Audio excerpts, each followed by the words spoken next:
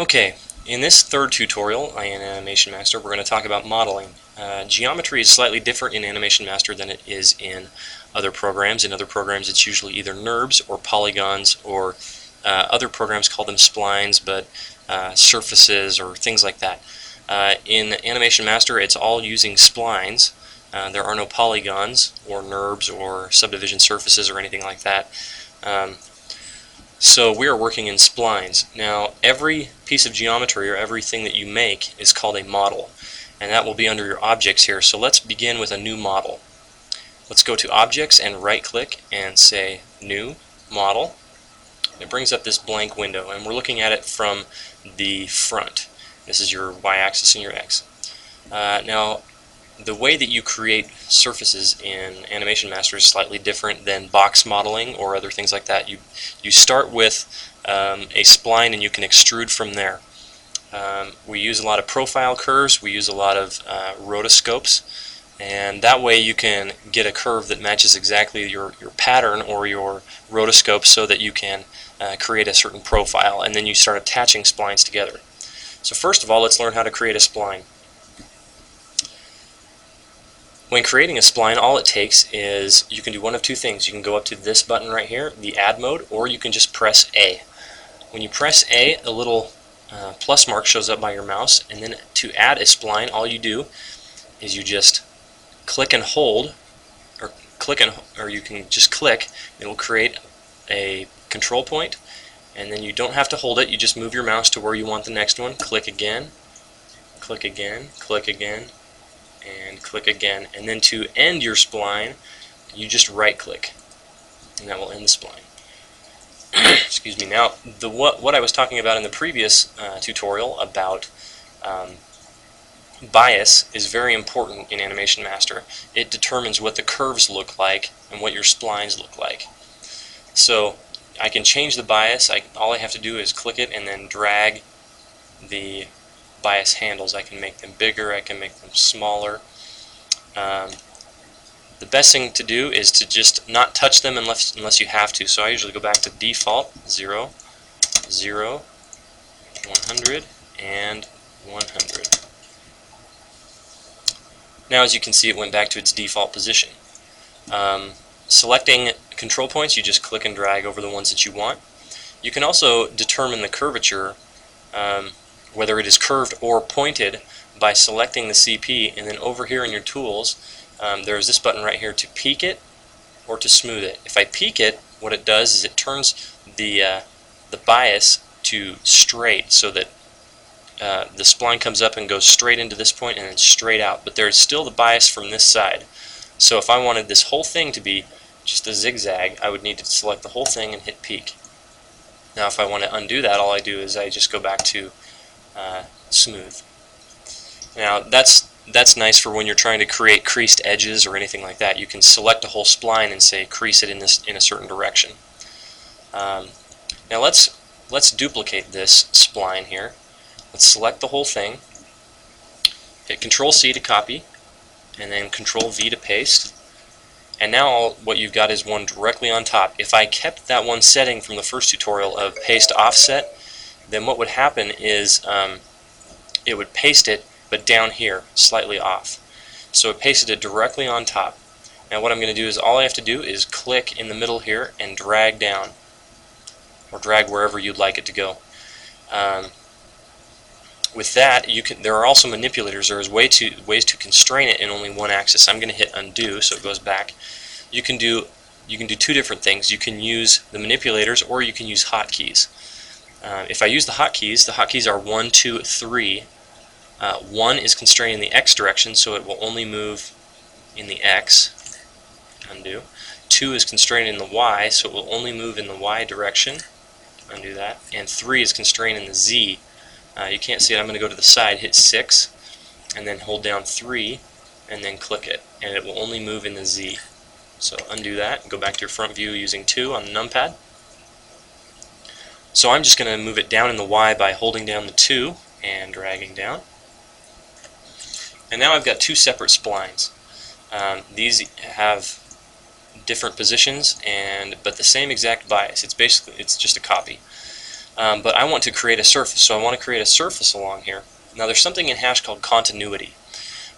If you were to look at a polygon model, you would notice that it doesn't matter what way the edges are going, as long as they're intersecting at a certain point. And when you went to divide that, it would look at the normals between them and smooth the normals.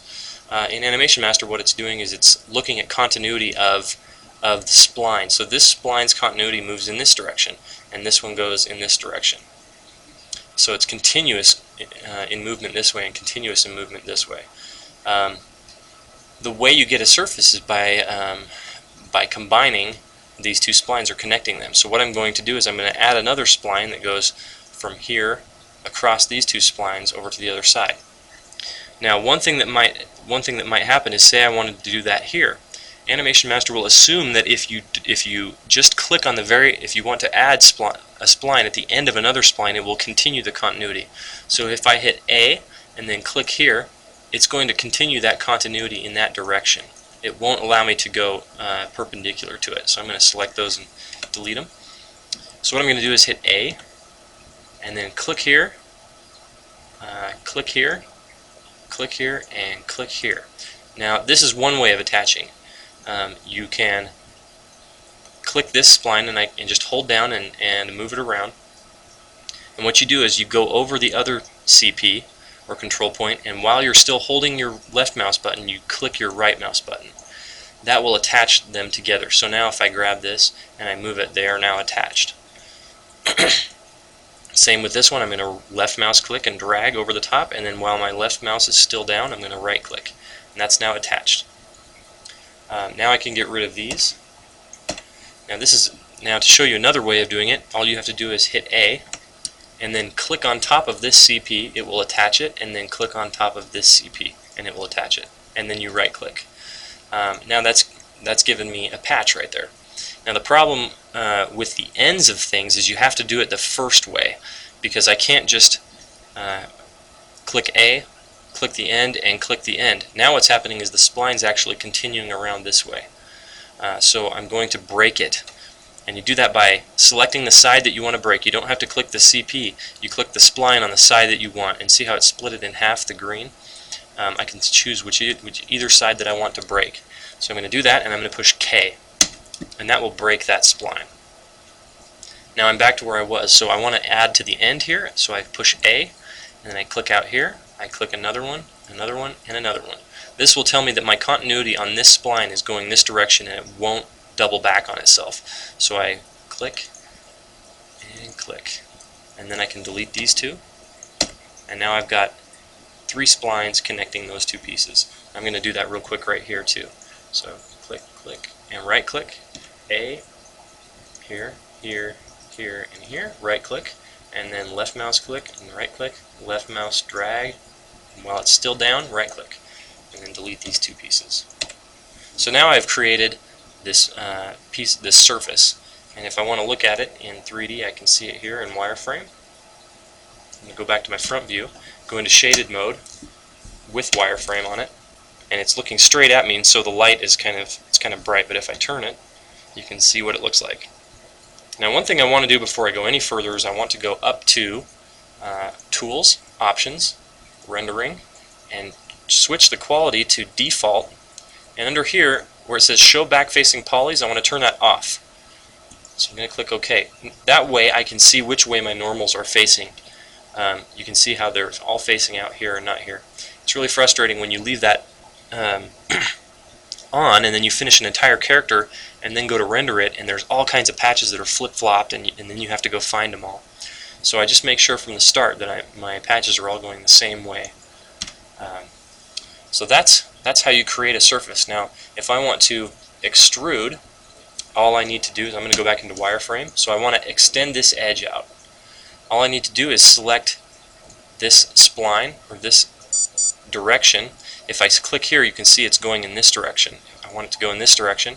And then what you can do to select is you can the comma, period, and forward slash are selection tools. So if I click on this piece and click and see how the bias is moving this way, and that's the spline I've chosen. If I push the comma, it'll choose everything that's continuous along that spline. If I choose this group, these two right here, and I push the period, it selects everything else. You can see it deselected those. Select the inverse. If I select this one right here, or any of these by themselves, and I push the forward slash, anything that is connected to that piece, not just around it, but anything that is continuously connected to that geometry, it will select. That's really handy when you have different pieces and you want to just select everything that's attached to that one object. So those are my selection tools. So what I'm going to do is I'm going to select this, the CP, so that spline moving that way, hit my comma key, and then hit E to extrude. Now it doesn't look like it did anything, and that's because it pasted it right on top of what you have. So what I'm going to do now is I'm going to hold down the number 2 and click and drag so that that now shows. Now I can unclick that, and now I've got a continuous piece of geometry here. One thing that you'll want to know is that when you select these things, say I select this box right here, you can either use manipulators or you can just use this box. This box will do two things. It will move it for you, so it will move in the plane or in any direction, undo that, or it will scale, but just scale uniform, like that. So that's what that box will do. If I want to go into manipulator mode, I use the manipulators that are right here, but the hotkeys are, for rotate it's R, so what it will do is, and then I'll push T to tumble, and you can see how that manipulator is working, like that. If I push N, it goes into the move mode, and you can constrain it just to certain axes. So this is just in the x-axis, this is just in the y, this is just in the z right here. This right here is your pivot point, and you can do this on any of the manipulators. If I go back into my front view, I can say I want to move it, but I want to move my pivot point. That right there will translate your pivot point, so I can click it and move my pivot point anywhere I want to. I can also change the rotation of this manipulator box, so I can drag up here, and then that way when I move it, it just moves in a certain direction. I'm going to undo that real quick and reselect this comma key. So I hit N to go back into my manipulator, and then hit T to tumble, and you can see how I can constrain it in certain axes. And so rotate is R, move is N, and S is scale.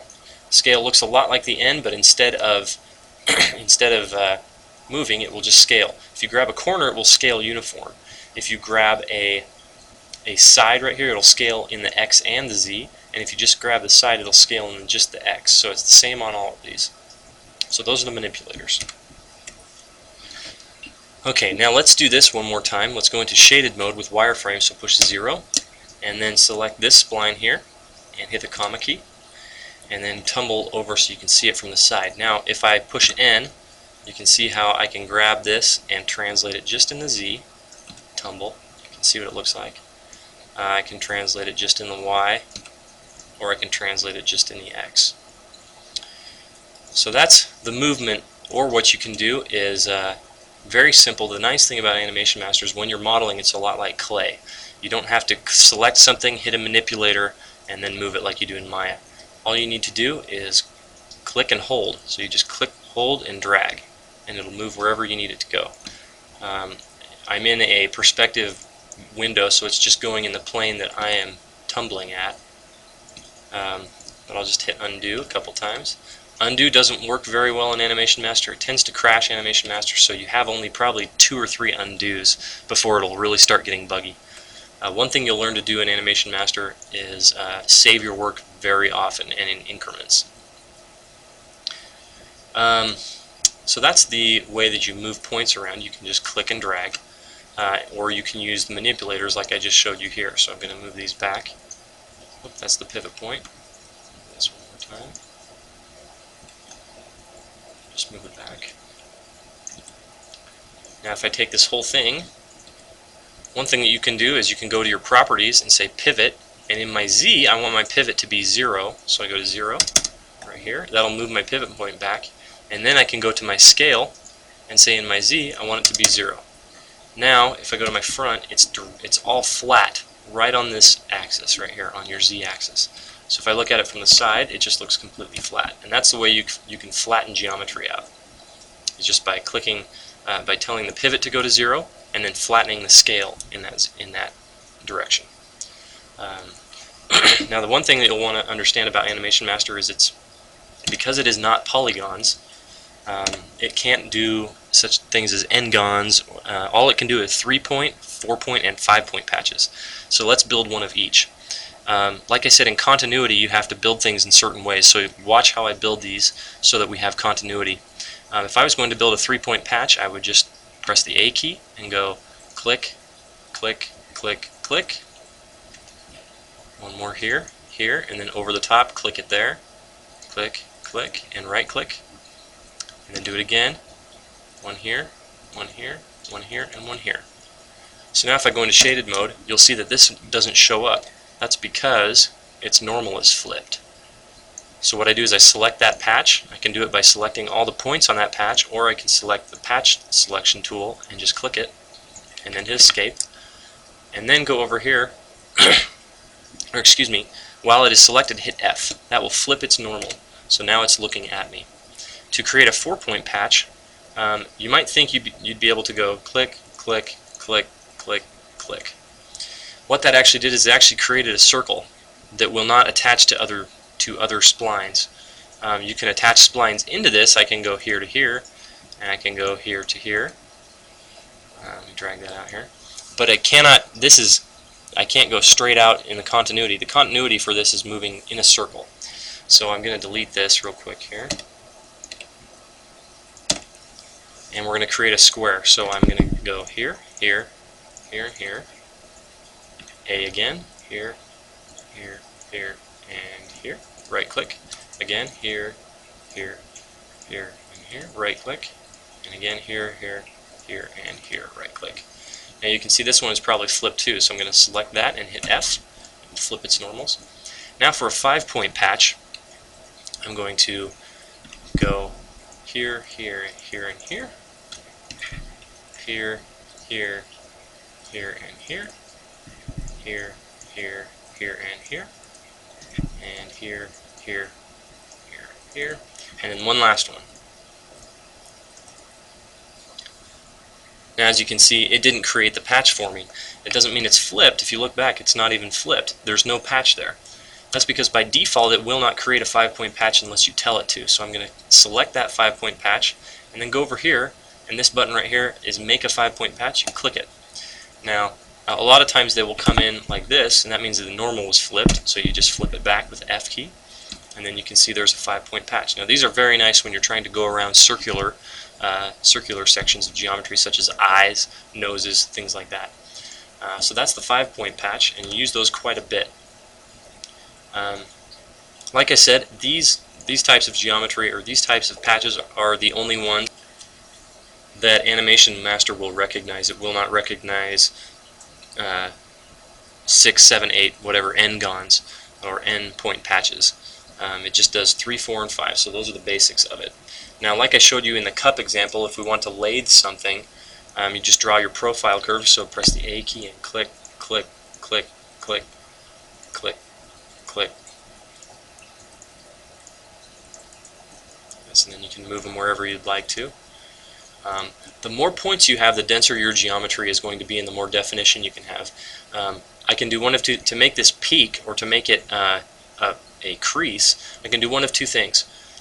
I can select it and go to peak, and then it will do that so it's straight, and I'll do that right here too. Or what I can do is I can insert a control point very close to it right here.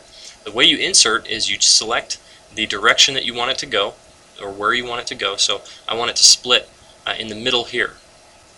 Okay, I can select either one of these and it will do the exact same thing. So I'm selecting this, and then you hit the Y key, and it will split that in half.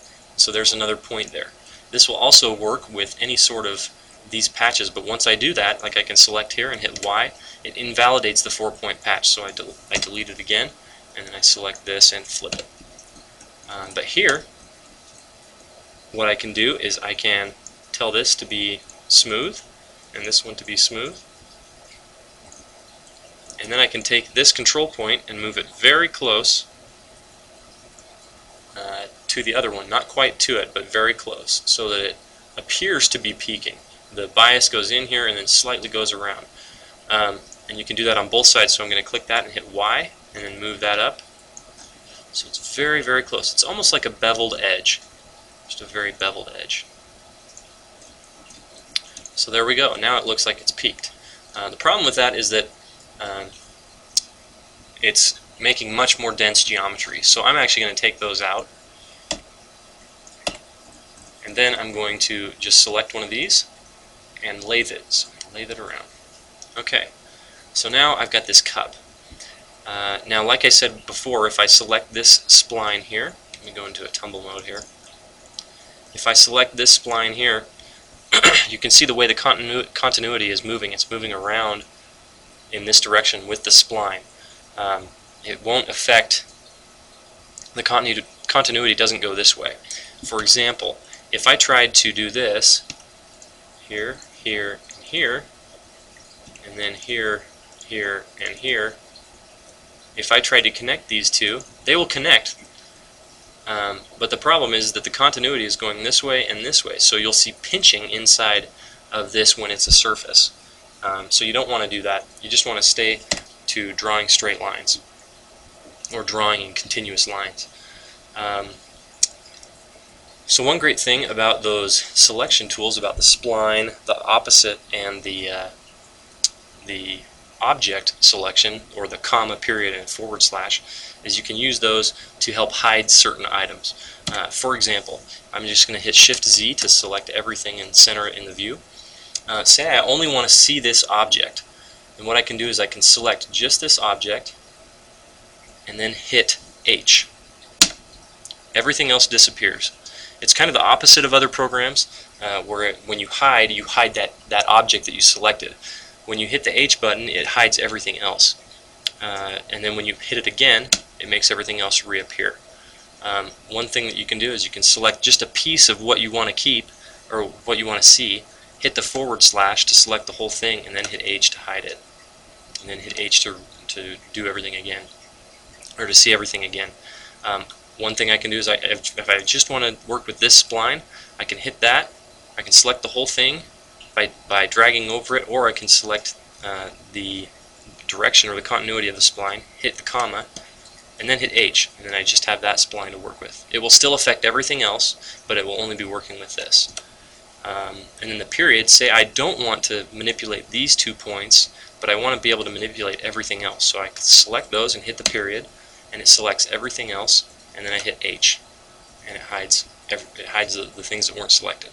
Then hit H to reappear. Now, say I want to see everything and I want to manipulate it.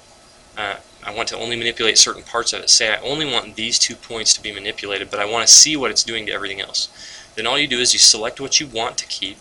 You go over to here where the lock CPs is, and you click it. It will lock everything else other than those 2 points. So now I can click and drag these 2 points, undo that, but I cannot select these two. So as you can see, that makes it really nice when you're only working on certain parts of a model. To unlock it, you just click that again, and it will unlock everything. Now for modeling tools, if you look up here, there is a mirror mode and a magnet mode. Now mirror mode is obviously, like it says, it mirrors across. So I'm going to click on it, and then I can click here, and any point that's across the x-axis that's being mirrored, you can click it and drag, and it will mirror. So you can see how that will work. I'll undo that and unclick the mirror mode. You want to make sure though that once you click it and you're done adjusting with the mirror mode, you unclick it, because it will tend to screw up other things when you're working. Your selection modes will be different. All kinds of things will be different. Magnet mode is nice because you can click a CP and then it's got this circle around it that basically forms a sphere of influence around it with a fall off. So you can click and drag and make it really big, and then when you move this, it moves everything in relation to it. And that's very nice for doing facial animation or phonemes, when you just want a corner of a mouth. So you grab the one CP in the corner, turn the magnet mode on, and then drag it around in it, and everything else deforms to it. Or you can shrink it way down just so it has a small area of influence. I tend to not work with that very much just because undo is unstable when you're in it, and that's about it for the modeling tools. So there's your basics for modeling tutorial. In the next tutorial we will be building a very simple shape. It's basically going to be a torso with an arm coming out of it, a very simple tube actually, but it will employ all the things that we've just talked about. So in the next one we'll get a little more detailed in modeling, but we'll use all the principles that we learned in this tutorial.